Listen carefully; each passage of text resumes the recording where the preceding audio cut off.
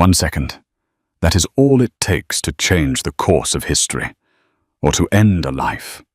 In the high-stakes world of New York's underworld, trust is a currency nobody can afford. But for Sienna, a struggling waitress trying to remain invisible, that 1 second came with a scent. Not the aroma of expensive truffle oil or vintage oak, but the sharp, undeniable sting of bitter almonds. She didn't know the man in the suit. She didn't know he was the city's most feared capo. She only knew that if he took that sip, he was a dead man. This is the story of the night the wine ran red, and a waitress started a war. The air inside Calum, Manhattan's most exclusive rooftop restaurant, always smelled like money. It was a specific blend of imported leather, heavy cologne, and the metallic tang of chilled seafood towers. For Sienna Brooks, it smelled like an exhausting Tuesday. She adjusted the waist of her black slacks, ensuring her white button-down was crisp. She had been working at Calum for 6 months, keeping her head down, her tips high, and her history hidden. She wasn't supposed to be here. A girl with a half-finished chemistry degree and a father currently serving 20 years in Rikers Island didn't usually serve Pinot Noir to senators and hedge fund managers. "Table 4 is yours tonight, Brooks," the floor manager. Henri whispered, grabbing her arm a little too tightly. His face was pale. "Do not screw this up. If they ask for the moon, you find a ladder." Sienna glanced at table 4. It was the private alcove in the back, shielded by velvet curtains. "Who is it?" "Dante Cavallaro," Henri hissed. "And his lieutenants." Sienna felt a cold drop of sweat slide down her spine. Everyone in New York knew the name. The Cavallaro crime family didn't just run the docks anymore. They ran the construction firms, the unions, and half the real estate in Tribeca. Dante Cavallaro was the head of the snake. "I'll handle it," she said, masking the tremor in her voice. She approached the table with a pitcher of water. There were 5 men. 4 of them looked like brawlers squeezed into Armani suits, thick necks, scarred knuckles, eyes that scanned the exits. But the man at the head of the table was different. Dante Cavallaro was younger than the tabloids made him look, perhaps early 30s. He wore a charcoal 3-piece suit that fit him like armor. His hair was dark, swept back, and his eyes were the color of cold brew coffee, black intense, and utterly unreadable. He wasn't speaking. He was listening to the man on his right, a heavy-set guy with a thick mustache named Sal. "The shipment is delayed, Dante. I'm telling you, the Russians are stalling," Sal was saying, his voice a low gravel. Dante raised a hand. The table went silent instantly. He looked up, locking eyes with Sienna. "Water," he said. His voice was smooth, a baritone that vibrated through the air. "Of course, sir," Sienna said. She poured the water with a steady hand, despite her heart hammering against her ribs. She had grown up around men like this, her father's friends. She knew the rules. Be invisible. Be quick. Hear nothing. She retreated to the service station, watching from a distance. The sommelier, a nervous man named Arthur, was approaching with a bottle of wine. It was a 1945 Romanée Conti. That bottle cost more than Sienna's entire college tuition.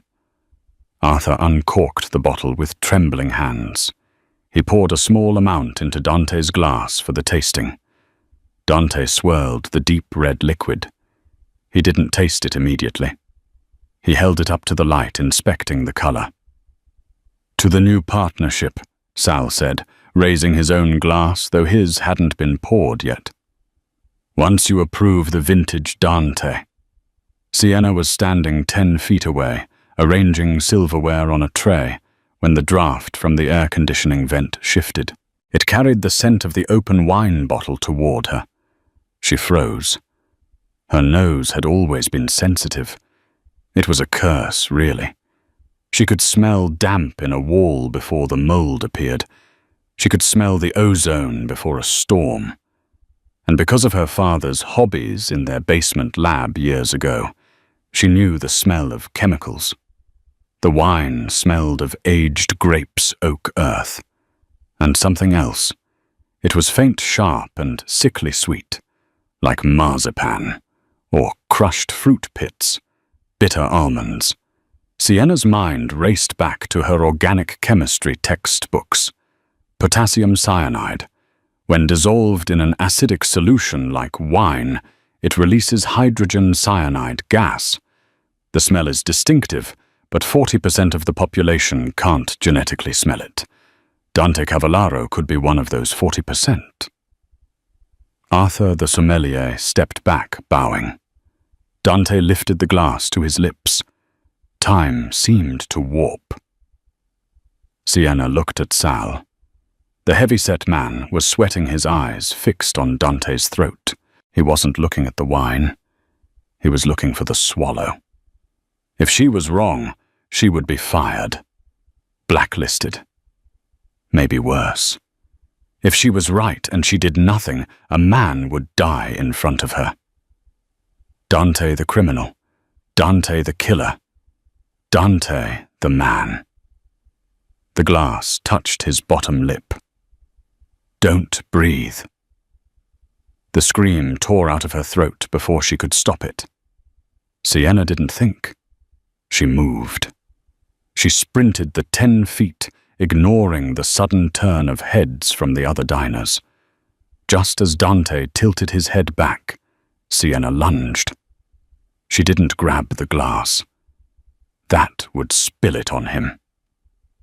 She grabbed the base of the stem and slapped it sideways hard. The crystal goblet shattered against the adjacent wall.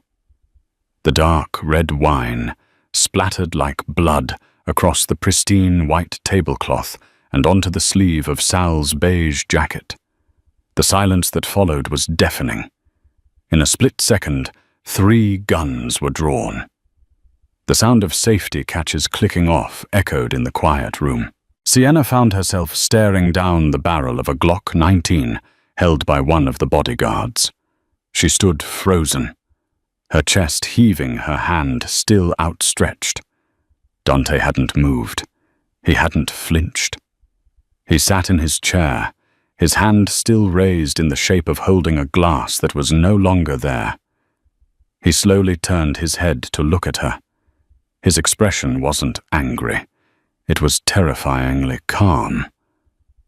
"Give me one reason," Dante said softly, "why I shouldn't let my men paint the wall with your brains right now." "The wine," Sienna gasped, her hands shaking as she pointed at the red stain on the cloth. Don't smell it deeply. Just a waft." "Excuse me." Sal stood up, his face purple with rage. "You crazy bitch. That was a $20,000 bottle. She's on something, Dante. Look at her eyes. She's a junkie." "Sit down, Sal," Dante commanded without looking at him. He kept his eyes pinned on Sienna. "Explain." "It smelled like almonds," Sienna whispered. "Bitter almonds. Not the oak. Not the fruit. Cyanide." The word hung in the air like a guillotine blade. Sal's face went from purple to a ghostly white in a fraction of a second. "That's insane. It's a corked bottle. She's crazy." Dante stood up slowly. He was taller than he looked sitting down. He loomed over the table. He picked up the wine bottle which was still sitting open on the table. "Sal," Dante said, his voice dropping an octave. "You picked this bottle. You insisted on the 1945. "I wanted to celebrate, boss," Sal stammered. "I don't know what this girl is talking about." Dante looked at the bottle, then at Sienna. "You're a chemist." I studied it. A long time ago. Dante took a napkin, dipped it into the puddle of spilled wine on the table, and held it cautiously at arm's length. He wafted the air toward his nose, exactly as one is taught in a high school lab. He paused. He looked at Sal. Funny, Dante said, his voice devoid of all warmth. I don't remember the 45 having notes of marzipan. Sal went for his jacket pocket. It was a clumsy move. Before Sal could even grip the handle of his weapon, the man to Dante's left, a silent giant named Rocco, had a knife buried in Sal's hand, pinning it to the mahogany table. Sal screamed a high-pitched, curdling sound. The restaurant erupted into chaos. Diners screamed, chairs scraped. "Clear the room," Dante barked. His men moved instantly, ushering the terrified patrons toward the exits. Sienna stood rooted to the spot, unable to look away from the knife in Sal's hand. Dante walked around the table. He didn't look at Sal. He walked straight to Sienna. He was close enough that she could smell him gunpowder sandalwood and the faint metallic scent of adrenaline. He reached out and she flinched, closing her eyes. But he didn't hit her. He took her chin in his hand, his fingers rough but his grip surprisingly gentle, forcing her to look up at him. "What is your name?" he asked. "Sienna," she whispered. "Sienna Brooks." "Well, Sienna Brooks," Dante said, his thumb brushing her cheekbone. "You just saved my life, and in doing so you just ruined your own. I can go," she stammered. "I won't say anything. I swear." Dante shook his head slowly. Sal wasn't working alone. Cyanide isn't a gangster's weapon. It's a professional's. Someone wanted this to look like a heart attack.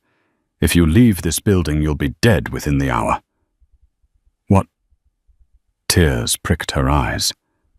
I just didn't want you to die."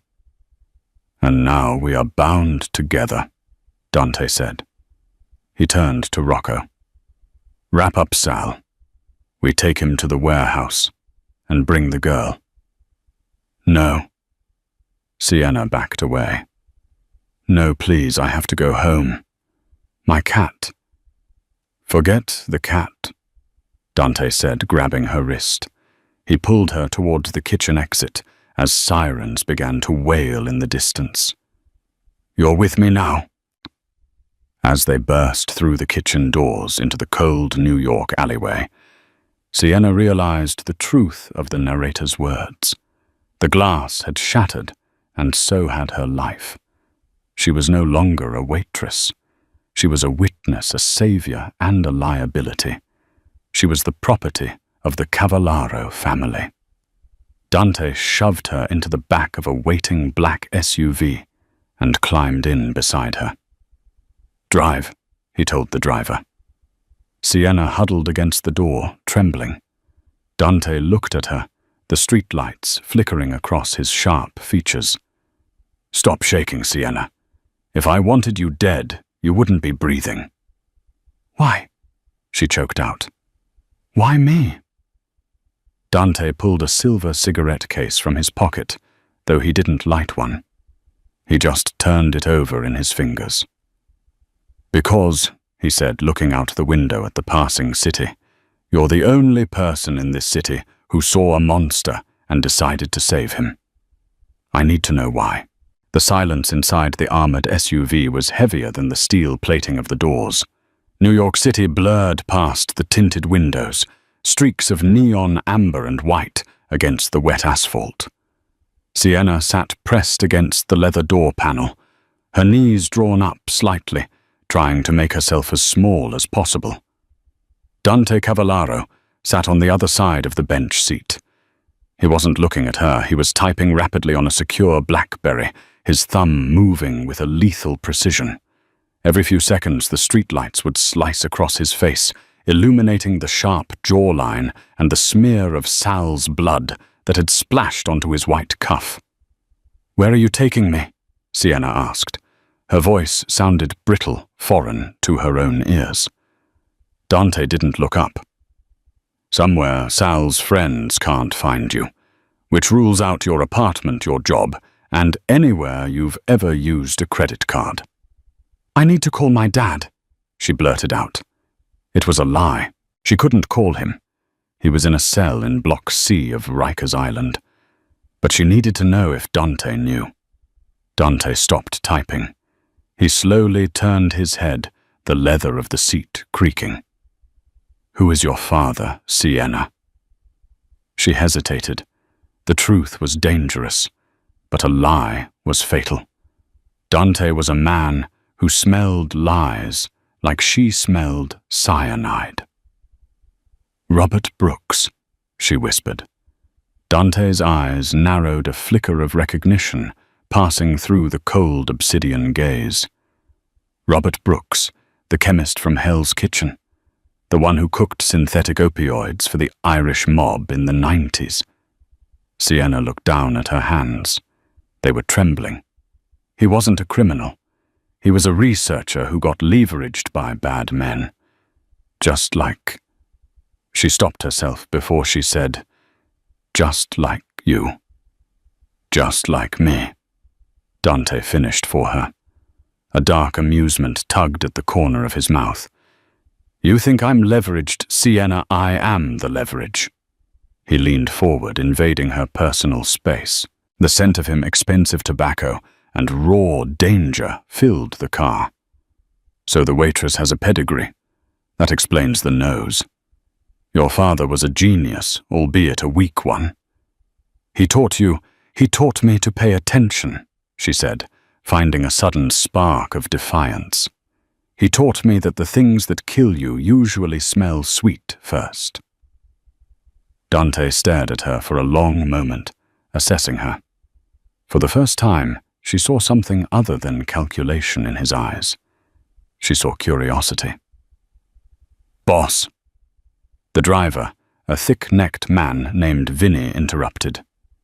"We're approaching the stronghold, the penthouse at the Steinway Tower." "Take the underground garage," Dante commanded, leaning back. "And Vinny, call the cleanup crew at Calum. I want that tablecloth burned. I want the shards of that glass collected. If the police get one trace of that cyanide, the feds will be crawling up my ass by morning." "Understood." The car descended into the bowels of one of Manhattan's thinnest, tallest skyscrapers. The garage was a fortress of concrete and surveillance cameras. As the car stopped, Rocco opened the door. "Upstairs," Dante ordered, gripping Sienna's elbow to guide her out. "Don't try to run. The elevators require a biometric scan. You'd be trapped in the lobby until my security team decided whether to shoot you or arrest you." They rode the elevator in silence to the 80th floor. When the doors opened, Sienna gasped. The penthouse was less a home and more a museum of modern power. Floor-to-ceiling glass walls looked out over the entire expanse of Central Park, a dark rectangle in the glowing grid of the city. The furniture was stark Italian minimalism, black leather, chrome marble. It was cold, beautiful but lifeless. Dante walked straight to a wet bar and poured 2 glasses of amber liquid. He didn't ask what she wanted. He walked back and held a glass out to her. "Bourbon, Pappy Van Winkle. Drink it. It will stop the shaking." Sienna took the glass, her fingers brushing against his. His skin was warm. "I'm not shaking." "You are vibrating, Sienna," he said softly. He took a sip of his own drink, watching her over the rim. "Sal was my capo for 10 years. He held my niece at her christening. If he flipped it, means someone offered him something bigger than loyalty. Or they threatened something he loves more than his own life." "Why are you telling me this?" Sienna took a sip. The bourbon burned pleasantly, settling her stomach. "Because you are the variable they didn't account for," Dante said, walking to the window and looking out at the city he ruled. The assassin knew the wine. He knew the vintage. He knew the timing. It was a perfect hit. But he didn't account for a waitress with a degree in organic chemistry and a convicted felon for a father. He turned to face her, his silhouette framed by the city lights. "You saved me, Sienna.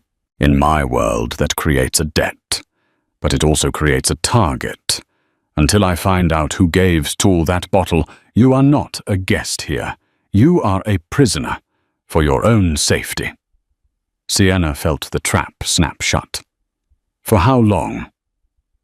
"As long as it takes," Dante said. He set his glass down. "Rocco will show you to the guest suite. There are clothes there. Shower. Wash the smell of the restaurant off you. We have a long night ahead." "What happens tonight?" she asked, clutching the glass like a shield. Dante's face hardened. "Tonight we find out who tried to kill the king, and you little chemist are going to help me analyze the poison." The guest suite was larger than Sienna's entire apartment in Queens. The bathroom was lined with white marble, and the shower had 6 different jets. She stood under the scalding water for 20 minutes, scrubbing her skin until it was pink, trying to wash away the memory of the knife going through Sal's hand. When she stepped out, she found a set of clothes laid out on the bed. Not a uniform, but a silk blouse and tailored trousers. They were expensive. Too expensive. She dressed quickly and walked out into the main living area. The lights had been dimmed. Dante was sitting at a massive glass dining table. In front of him sat a laptop, a sleek black gun, and a small sealed plastic bag containing a jagged shard of the wine glass she had shattered. "Come here," he said, not looking up from the laptop. Sienna approached cautiously. She smelled takeout food, Thai, basil, and chili. "Sit. Eat." He gestured to a carton of pad Thai. "Rocco tells me you haven't eaten since your shift started at 4. Sienna sat. She realized she was starving. She took a bite, watching him. "You kept the glass." "I need to know the purity," Dante said. "Sal is indisposed at the moment. My men are asking him questions in the basement. He's being stubborn. He keeps screaming about the Venetian." "Does that name mean anything to you?" Sienna paused, a noodle hanging from her fork. "The Venetian, no. It sounds like a hotel." "It's a ghost story," Dante muttered. "An old hitman from the 70s. Supposed to be dead."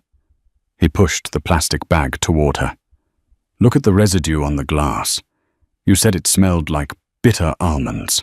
High concentration." Sienna leaned in her scientific curiosity, overriding her fear. She looked at the dried red stain on the crystal shard. The smell was potent even from feet away. That means the concentration was lethal within seconds. If you had swallowed even a mouthful, the hydrochloric acid in your stomach would have reacted with the cyanide salts instantly. Respiratory failure within a minute. Cardiac arrest within 3. She looked up at him. "It wasn't just a hit, Dante. It was an execution.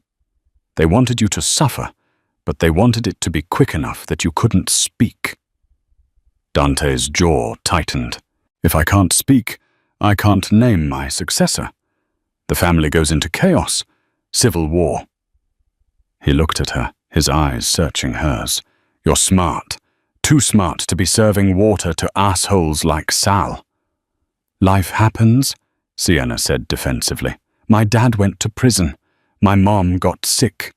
The tuition money went to medical bills. The chemistry degree is on hold." "Not anymore," Dante said. He reached into his pocket and pulled out a phone. Not his. A cheap burner phone.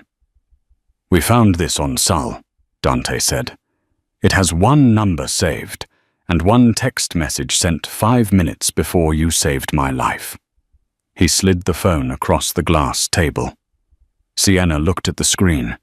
The message read, The bird is in the nest, pouring the vintage now. But it was the number that made Sienna's blood run cold. She didn't recognize it, but the area code wasn't New York. It was 9414, Westchester. That's the area code for Sing Sing, she whispered. Or nearby. Rikers is 718, Dante corrected her, but the Valhalla facility is 914. Why does that matter? Because, Dante said, his voice dropping to a dangerous growl. We traced the signal. The phone that received this text was pinging off a tower directly adjacent to Rikers Island Correctional Facility. Sienna felt the room spin. My father is in Rikers. I know, Dante said, and that creates a very interesting coincidence, doesn't it? The daughter of the alchemist saves me. The signal goes to the prison where the alchemist is held. You think my dad is involved?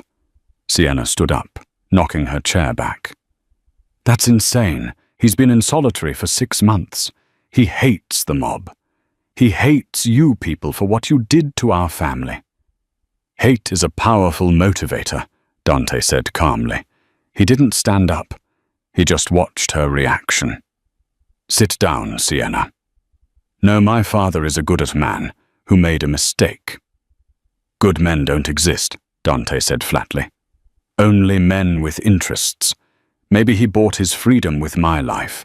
Maybe they promised to let him out if he gave them the formula for a poison that couldn't be traced. Cyanide is traceable, not the delivery system, Dante countered. How did they get it into a sealed 1945 bottle without breaking the cork that takes chemistry, that takes a specialized needle and a solvent that reseals the wax?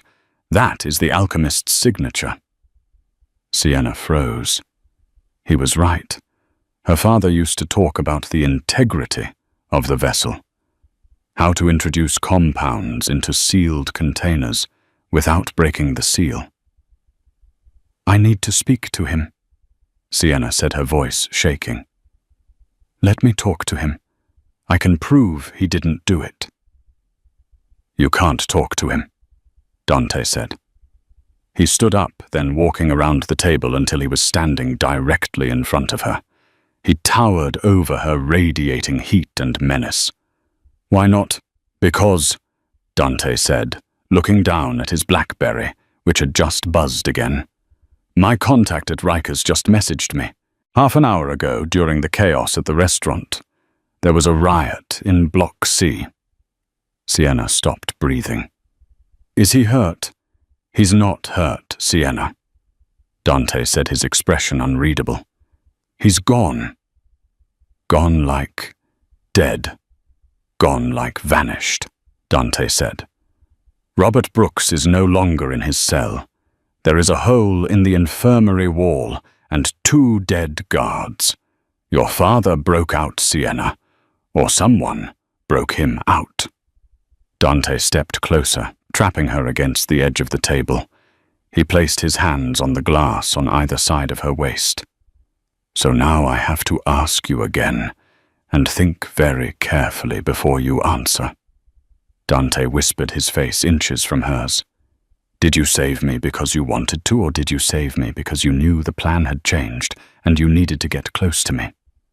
I didn't know, Sienna cried, tears spilling over. I swear I haven't seen him in a year. Dante studied her face. He looked at the tears, the genuine panic in her dilated pupils. He brought a hand up and wiped a tear from her cheek with his thumb. The gesture was confusingly intimate for a man who was practically accusing her of treason. I believe you, he said softly, which makes this much worse. Why? Because if he broke out tonight and the hit happened tonight, they are connected.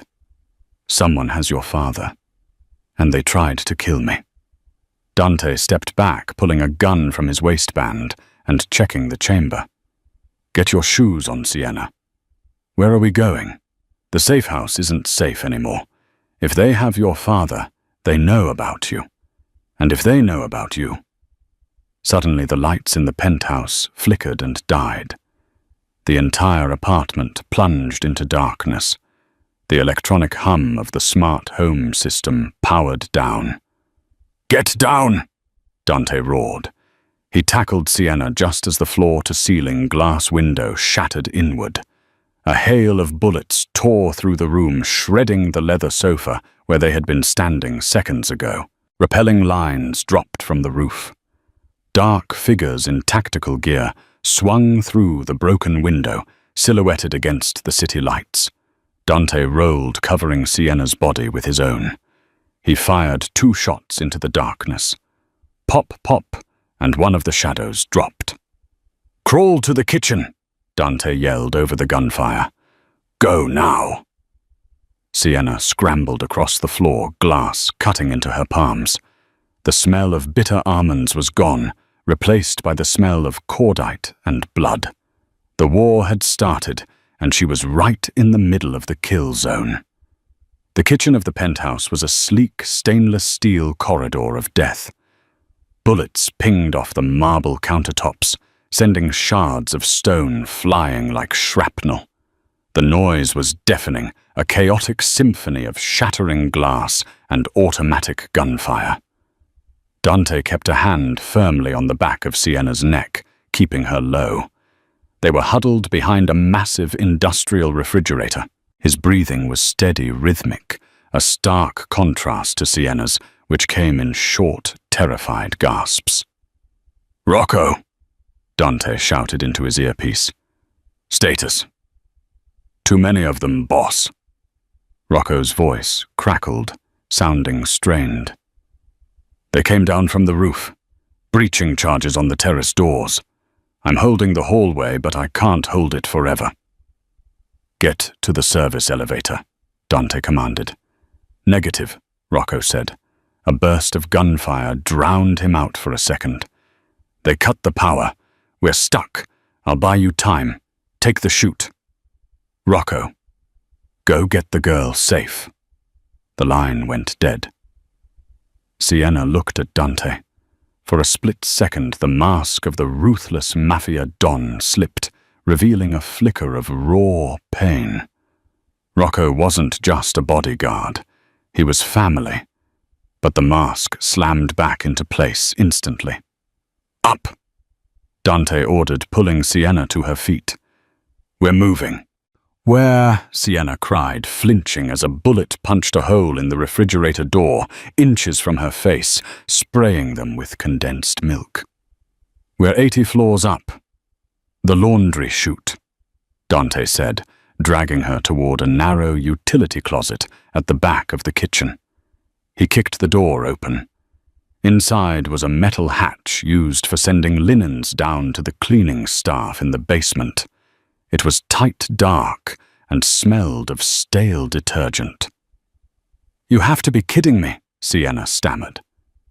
"It's a straight drop to the sub-basement laundry cart," Dante said.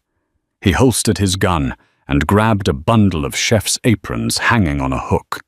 He wrapped them around his hands and arms. "I go first to clear the landing. Count to 3, then follow. Keep your arms crossed over your chest. Don't breathe until you hit the bottom." "Dante, I can't." He grabbed her face, his bloody hands framing her cheeks. The intensity in his dark eyes silenced her. "You saved my life tonight, Sienna. Now let me save yours. Jump!" He didn't wait for an answer. He threw himself into the dark metal void. Sienna stood alone in the closet. The gunfire was getting louder. She could hear heavy boots crunching on the glass in the living room. They were coming. 1, 2, 3. She closed her eyes and jumped.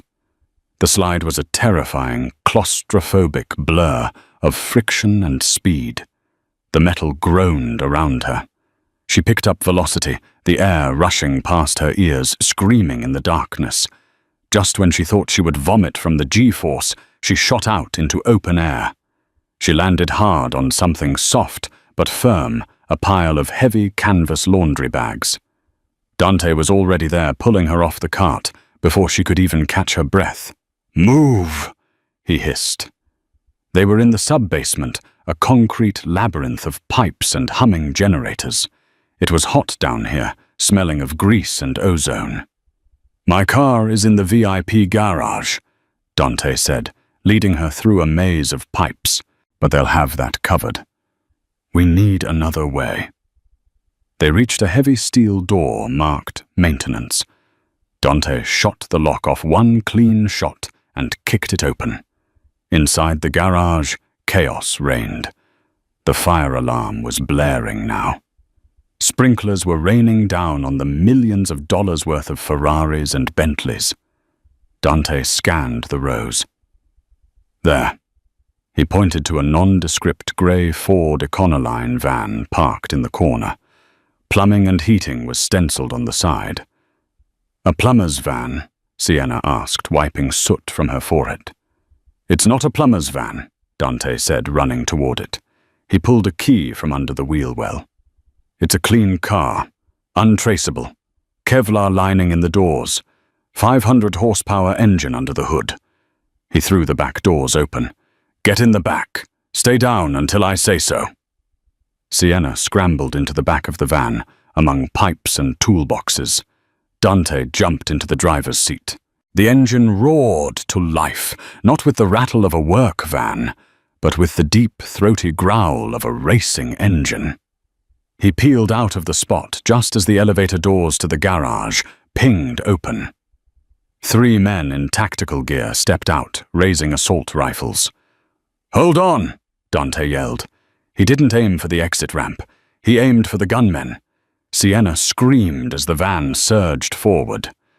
Dante swerved at the last second, clipping the lead gunman and sending the others diving behind a concrete pillar. Bullets raked the side of the van, sounding like hail on a tin roof, but the reinforced plating held. Dante slammed the van into gear and tore up the exit ramp, smashing through the wooden barrier arm and bursting out onto 57th Street. The city was wet and blurred by the rain. Sirens were wailing from every direction, converging on the tower they had just left.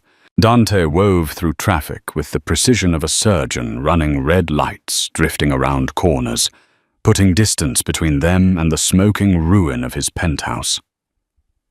He drove for 20 minutes in silence, checking his mirrors constantly, taking a convoluted route that switched back on itself 3 times to ensure they weren't being tailed. Finally, he slowed down. They were heading north, crossing the Willis Avenue Bridge, into the Bronx. The glitter of Manhattan faded behind them, replaced by the industrial shadows of warehouses and shipping yards. "You can come up front now," Dante said, his voice rough. Sienna crawled between the seats and sat in the passenger seat. Her hands were shaking uncontrollably again. She looked at Dante. He was staring straight ahead, his jaw locked tight. Blood was soaking through the white dress shirt on his left side, just above the hip. "You're bleeding," she whispered. "Grazed," he said dismissively. "Just a flesh wound." "That's a lot of blood for a graze, Dante. I've had worse." He glanced at her. "Are you hurt?" "No, just... I think I left my soul back on the 80th floor. Dante let out a short, dry chuckle. "You did good, Sienna. Most people freeze. You moved." "Where are we going?" "My world has burned down tonight," Dante said, his eyes scanning the dark streets of the Bronx. "Sal betrayed me. My stronghold is compromised. Someone has your father. We can't trust the safe houses. We need to go somewhere nobody knows exists." He turned the van down a narrow alleyway, behind an old brick building with boarded-up windows. A faded sign above the door read, "Ritchie's Apothecary, Estima 1920. "What is this place?" Sienna asked. "My grandfather's first business," Dante said, killing the engine. "Before the drugs, before the guns, the Cavalaros were pharmacists, legit ones. Nobody has been in here for 30 years. It's off the grid. No cameras. No internet. No heat. He turned to her, the darkness of the alley pressing in around them. Welcome home, Cyanide. The Ford Econoline van rattled to a halt in a desolate alley in the South Bronx. The engine died, replaced by the relentless drumming of rain against the metal roof. Dante didn't move. He gripped the steering wheel knuckles white, his breath hitching. The adrenaline that had fueled their escape was evaporating, leaving behind the cold reality of a bullet wound. "We're here," he gritted out. "Richie's apothecary, my grandfather's place. Nobody has looked for it in 30 years. He stumbled out, punching a code into a hidden keypad. The steel door groaned open, revealing a space that smelled of time-dried lavender, old paper and dust. Dante flipped a breaker, and a single string of naked bulbs flickered to life, illuminating rows of empty amber jars. He made it 3 steps before his knees buckled. "Dante!" Sienna lunged, catching his weight. He was heavy, a wall of dense muscle and heat. She guided him to a wooden stool. "I'm fine," he lied, pressing a hand to his side. Blood seeped through his fingers, staining the stolen grey work coat. "You are going into shock," Sienna snapped, fear transmuting into clinical focus. "Where is the kit?" "Back room, under the floorboard." Sienna retrieved the metal box and a bottle of harsh vodka. When she returned, Dante had unbuttoned his shirt. The wound on his left oblique was an angry, jagged furrow. It was bleeding sluggishly, but it was deep. "I have to stitch it," she said, her voice trembling. "Pour the vodka." Dante didn't hesitate. He doused the wound. His body went rigid, a guttural growl tearing from his throat, but he didn't pull away. Sienna knelt between his knees, threading the needle. "Talk to me," Dante gasped, sweat beading on his forehead. "Tell me about the alchemist." "He wasn't a criminal," Sienna said, piercing his skin. "Pierce. Pull. Not. He was a professor. My mum got sick. We needed money. He did one job for the mob to pay for chemo. Just one. But the devil never lets you go after one job." She tied off the final stitch and taped a gauze pad over it. "Done." She looked up. Dante was staring at her, the pain in his obsidian eyes warring with a dark, intense curiosity. He reached out his rough thumb, brushing a stray lock of hair from her cheek. The touch sent a jolt of electricity straight to her core.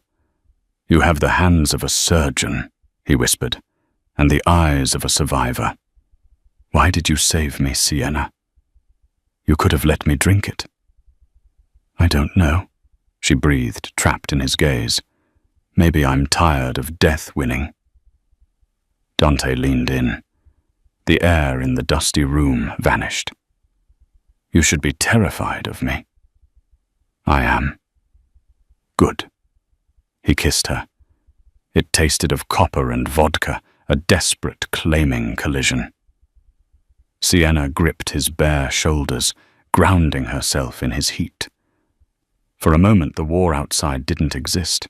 There was only the man who had kidnapped her, and the undeniable magnetic pull between them. Dante pulled back abruptly, resting his forehead against hers. "We can't. You are the leverage. If I become weak, we both die."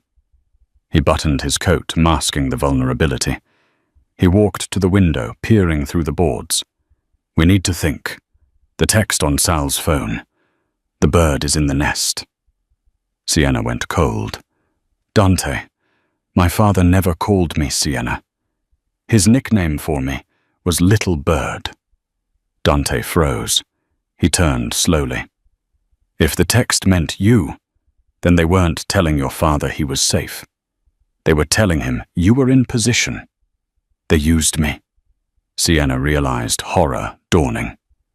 They knew I had the nose. They knew I'd check the wine. It wasn't an assassination. It was a Trojan horse to get me into your house.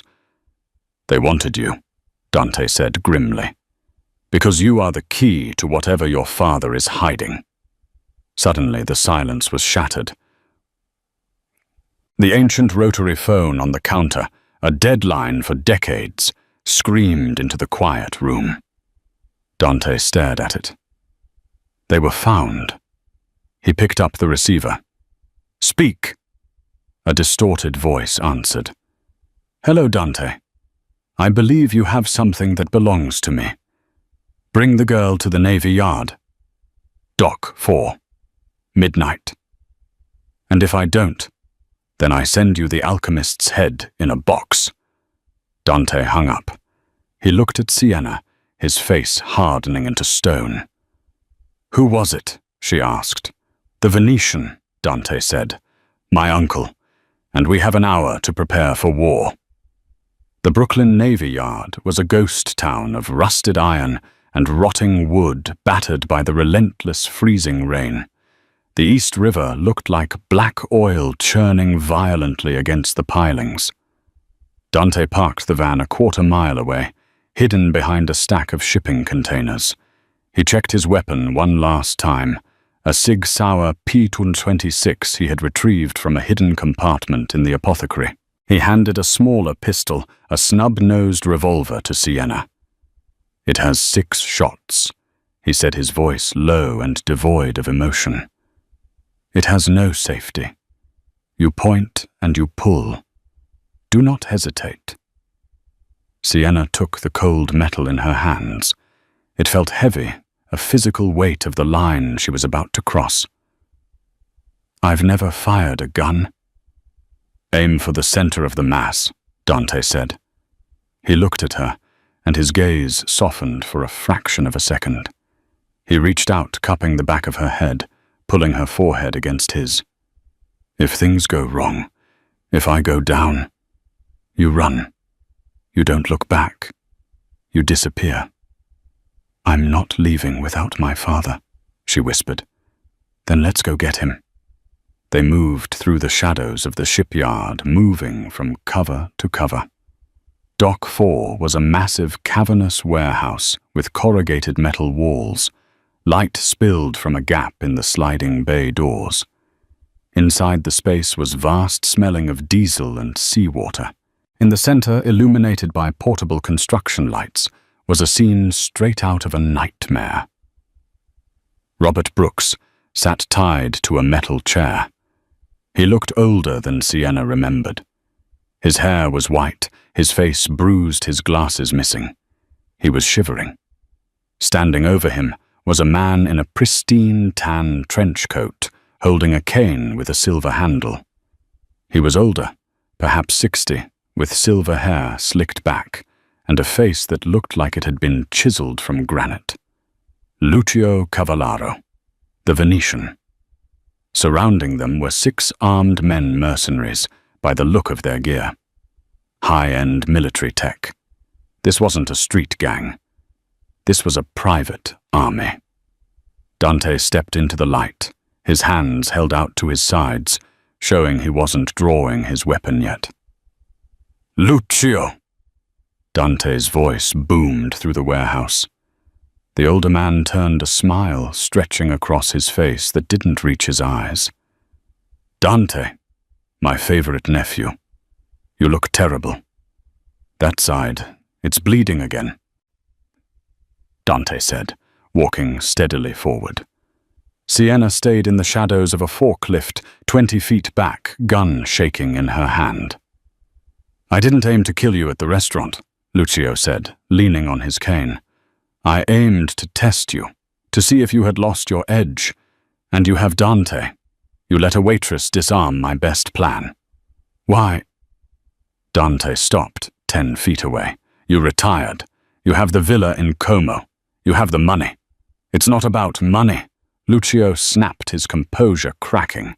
He struck a nearby crate with his cane. "It's about respect. You run this family like a corporation. You make deals with the Russians, with the Chinese. You forgot who we are. We are cavalieros. We don't negotiate. We conquer." He gestured to Robert Brooks.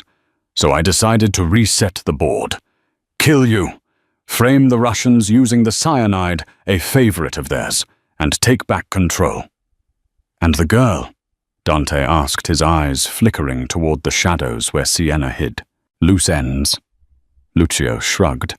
"She has the nose. A genetic anomaly. Dangerous. Just like her father." Robert Brooks lifted his head. His lip was split. "Sienna. Run," he croaked. Lucio spun around and backhanded the old man. "Quiet, alchemist." Sienna gasped. The sound was faint, but in the echoing warehouse it was enough. Lucio's head snapped toward the forklift. "Bring her out." Two mercenaries moved toward Sienna's hiding spot. She panicked. She stepped out, raising the revolver. "Don't touch me," she screamed. Lucio laughed.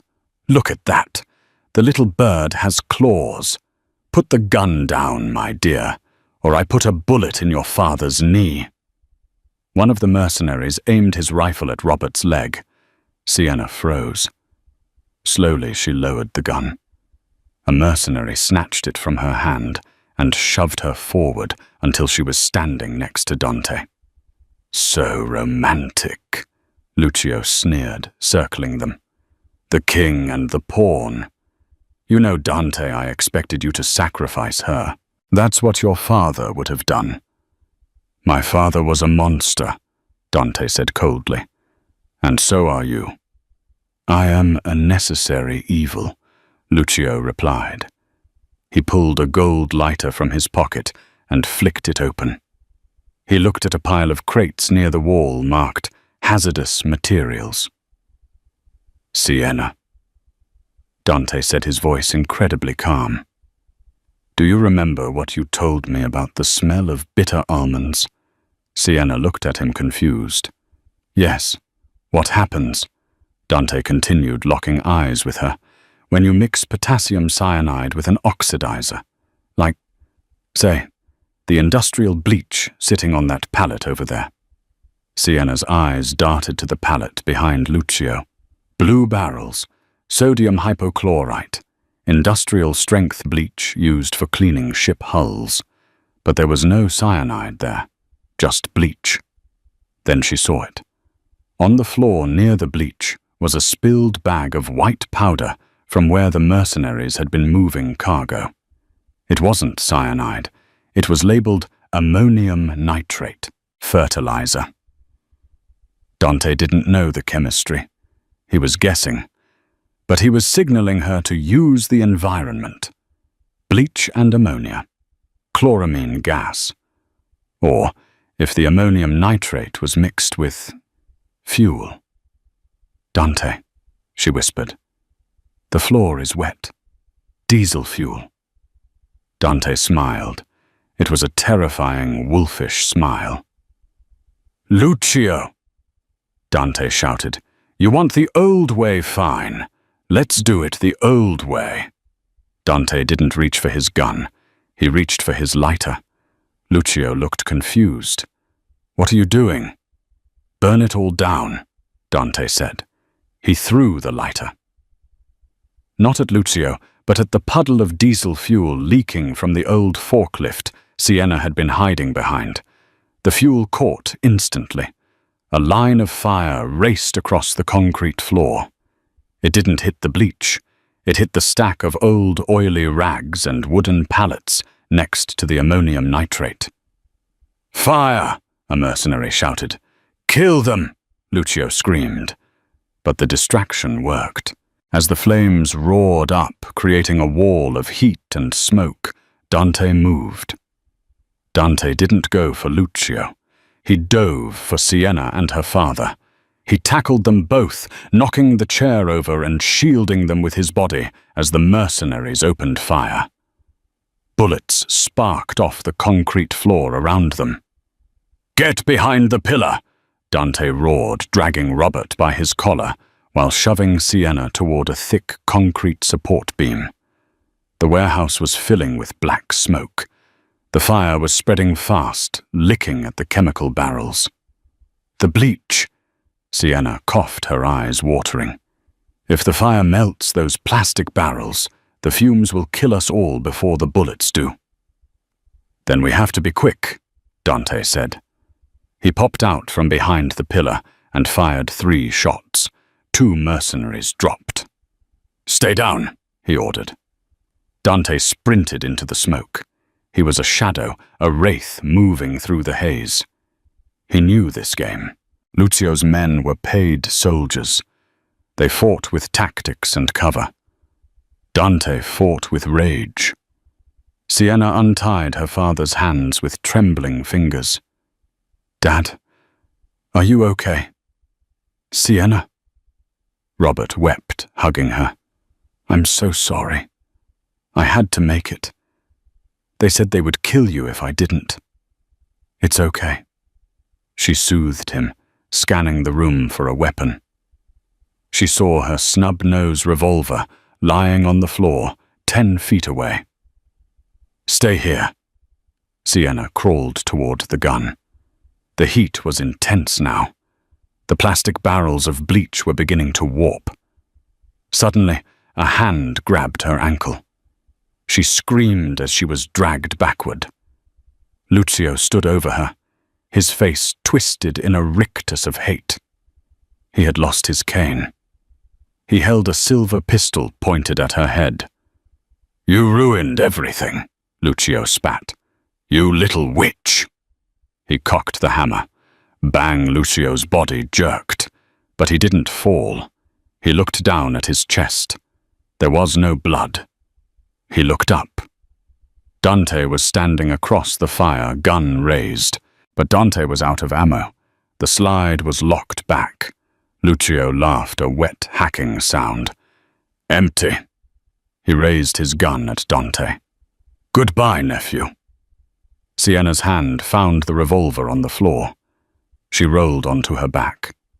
She didn't think about the recoil. She didn't think about the morality. She thought about the wine glass. She thought about the man who had stitched his own wound in an apothecary. She aimed for the center of the mass. Crack, crack. She pulled the trigger twice. Lucio stumbled back. 2 red blossoms appeared on his tan trench coat. He looked at Sienna, his eyes wide with shock. He opened his mouth to speak, but only blood came out. He collapsed backward, landing in the chemical spill that was slowly mixing with the fire foam. The warehouse groaned. The metal roof was warping from the heat. "Dante!" Sienna screamed. Dante ran to her. He pulled her up, then grabbed her father. "We have to go." "The fumes!" They stumbled out of the warehouse into the cold, rainy night, just as the barrels inside ruptured. A cloud of acrid yellow-green gas billowed out of the bay doors, mixing with the black smoke. They ran until their lungs burned, collapsing behind the stack of shipping containers where the van was hidden. Dante leaned against the metal, gasping for air, clutching his side. The stitches had definitely torn. Fresh blood stained his coat. Sienna sat on the wet asphalt, holding her father's hand, but her eyes were on Dante. He looked at her. The rain washed the soot from his face. He looked exhausted, battered, and more alive than she had ever seen him. He walked over to her and knelt down, ignoring the pain. He took her hands that were now stained with gun oil and residue. "You didn't run," he said softly. "I told you." Sienna replied, her voice steady. "I'm tired of death winning." Dante looked at Robert Brooks. "Robert, you are a dead man. The alchemist died in that fire. Do you understand?" Robert nodded, swallowing hard. "I understand." "I will set you up," Dante said. "Switzerland, or fierce Patagonia. somewhere nobody looks. You will have money. You will have safety. But you can never come back to New York." Robert looked at Sienna. "And my daughter." Dante turned his gaze back to Sienna. The intensity of it made her shiver despite the heat of the distant fire. "She has a choice," Dante said. "She can go with you, disappear, start over. Or, Sienna asked. "Or she stays," Dante said. "With me, in the wreckage." Sienna looked at her father. She saw the love there, but she also saw the distance. He belonged to a past that was already gone. Then she looked at Dante, the man who had saved her, the man she had saved, the man who tasted like danger and smelled like a storm. She realized that the waitress who served water at Calum was gone too. She had burned up in that warehouse. "Dad," she said softly, kissing her father's cheek. "Go. Be free." Robert Brooks looked at Dante, then at his daughter. He saw the shift in her eyes, the steel that hadn't been there yesterday. "Be careful, little bird," he whispered. Robert walked toward the van. Dante stood up and offered his hand to Sienna. "There is no going back after this, Sienna. You will be the target. You will be the weakness they try to exploit. You will never be safe." Sienna took his hand. She pulled herself up until she was standing toe-to-toe with the devil of New York. She leaned in her lips, brushing his ear. "Let them try," she whispered. "I know how to mix the poison now." Dante wrapped his arm around her waist, pulling her flush against him. He kissed her not with desperation this time, but with a possessive, burning promise. Behind them, the warehouse collapsed with a roar, sending sparks spiraling into the black sky. But neither of them looked. They were only looking at each other. The king had his queen, and the city was theirs for the taking. Sienna Brooks didn't just smell the cyanide. She inhaled the darkness of a world she was never meant to enter. From a waitress in the shadows to the woman standing beside the throne, her journey proves that in the game of power, chemistry is the most dangerous weapon of all. She saved the monster, and in return he gave her the kingdom. But remember, every kingdom is built on ashes. What would you have done? Would you have let the glass touch his lips, or would you have started a war? Let me know in the comments below. If you enjoyed this story of betrayal, science and dark romance, please hit that like button. It helps the channel immensely. And don't forget to subscribe and ring the bell so you don't miss the next story. Until next time, watch what you drink.